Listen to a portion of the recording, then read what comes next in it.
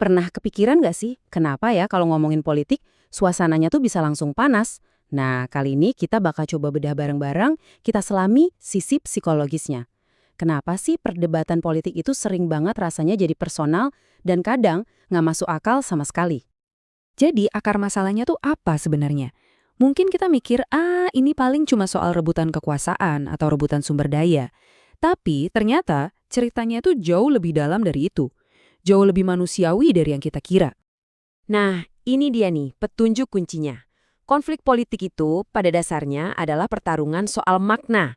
Jadi bukan cuma soal siapa dapat apa, tapi lebih ke gimana cara kita merasakan sesuatu.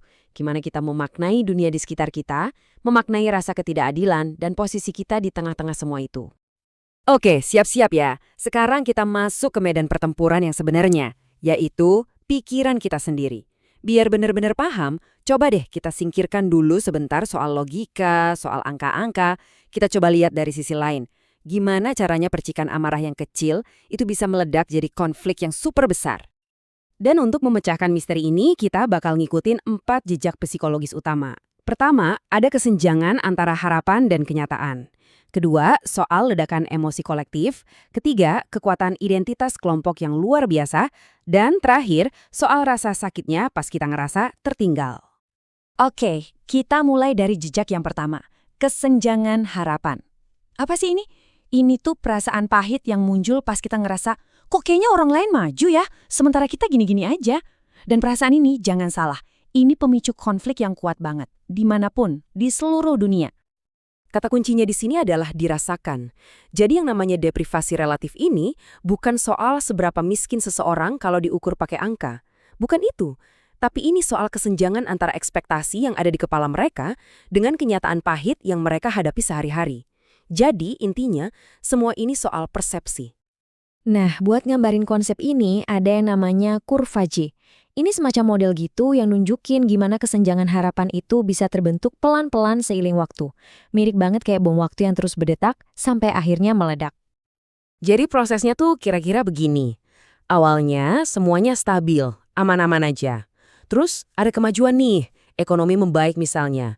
Dan harapan orang-orang langsung meroket, tinggi banget. Tapi tiba-tiba ada krisis. Kenyataan di lapangan langsung anjlok. Nah, celah antara harapan yang udah terlanjur tinggi sama realitas yang jatuh bebas ini, itulah titik ledaknya. Bahaya banget. Oke, jadi kalau kesenjangan harapan itu ibarat percikan apinya, lalu apa dong bahan bakarnya? Jawabannya, emosi. Ya, emosi. Inilah yang mengubah rasa nggak puas yang sifatnya pribadi menjadi sebuah gerakan massa yang dahsyat. Dan emosi ini tuh kayak dua sisi koin. Di satu sisi ada kemarahan, ada rasa terhina yang bisa membakar jembatan dan mendorong perpecahan. Tapi di sisi lain ada juga emosi kayak belas kasih dan solidaritas yang justru tugasnya membangun persatuan. Jadi ini intinya ya, cuma merasa diperlakukan nggak adil itu ternyata nggak cukup. Tanpa dorongan emosi yang benar-benar kuat, rasa nggak puas itu ya cuma jadi keluhan pasif aja. Ngedumel doang. Emosi inilah yang jadi katalisatornya, yang mengubah frustrasi jadi aksi nyata di jalanan. Sekarang kita lanjut ke petunjuk ketiga. Dan yang satu ini, wah ini kuat banget, identitas kelompok. Inilah alasan kenapa orang-orang itu rela melakukan hal-hal yang kalau kita lihat dari luar kayaknya sama sekali nggak rasional. Ada satu konsep keren namanya teori prospek yang bisa bantu kita ngerti soal ini. Intinya simple, tapi dampaknya luar biasa. Buat kita sebagai manusia, rasa sakit karena kehilangan sesuatu itu terasa jauh lebih nusuk daripada rasa senang pas mendapatkan sesuatu yang nilainya sama. Coba kita lihat cara kerjanya. Waktu kita lagi ngerasa menang atau di atas angin, kita cenderung main aman. Nggak mau ambil resiko. Tapi, begitu kita ngerasa terancam bakal kehilangan sesuatu, apalagi yang menyangkut identitas kita, nah, disitulah kita tiba-tiba jadi berani ambil resiko gede. Bahkan nekat, semua demi mencegah kerugian itu. Nah ini dia dampaknya buat konflik politik. Mempertahankan identitas kita, itu bisa jadi jauh lebih penting daripada perhitungan untung rugi materi apapun. Ini udah bukan lagi soal bisnis, ini soal hidup matinya identitas kita secara simbolis. Oke, kita udah bedah masalahnya dari sisi psikologis. Sekarang pertanyaannya, terus solusinya gimana?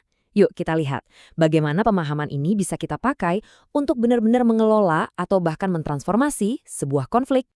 Menciptakan perdamaian yang benar-benar damai, itu ternyata nggak sesimpel itu. Bukan cuma soal, oke, berhenti tembak-tembakan. Prosesnya tuh panjang dan bertahap.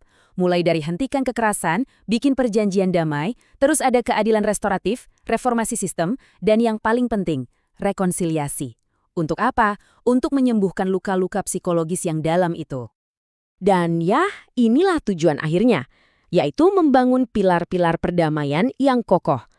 Karena perdamaian sejati itu bukan cuma berarti nggak ada perang loh, tapi artinya pemerintah hanya berfungsi baik, sumber dayanya dibagi secara adil, hubungan antar warganya juga sehat. Semua ini langsung menyasar ke akar masalah psikologis yang tadi kita bahas. Jadi, sebagai penutup, saya mau tinggalin satu pertanyaan buat kita renungin bareng-bareng.